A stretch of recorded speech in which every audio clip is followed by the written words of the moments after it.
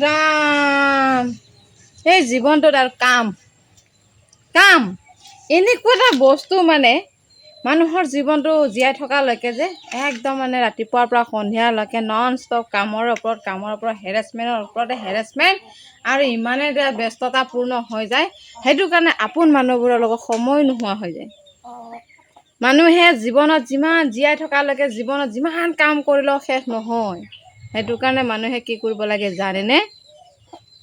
কাম বুলিকে কামতে ব্যস্ত হৈ থাকিব নালাগে। আপোন মানুহবিলাকৰ লগতো সম্পৰ্ক ৰাখিব লাগে, তেতিয়াহে মানুহৰ মনবিলাকো ভাল থাকে। সেইটো কাৰণে মানুহে যিমান ব্যস্ততা হ'লেও কামক অলপমান এৰিব লাগে। এৰি পেলাই এদিন কাম নকৰিলে কিনো হ'ব? মানে গোটেই সৰুৰ পৰা জন্ম হৈ অহাৰ পৰা কেঁচুৱাটোৱেতো খোৱা সেই তাই গাখীৰ খোৱাৰ পৰা ডাঙৰ হোৱালৈকে জীৱনটো বুঢ়া মুহূৰ্তলৈকে কামেই শেষ নহয়। সেইটো কাৰণে কেতিয়াবা কামবিলাক অলপ ছাইডত ৰাখি পেলাই বিন্দাছ থাকিব লাগে। হয়নে নহয় মোৰ কথাষাৰ ক'বচোন?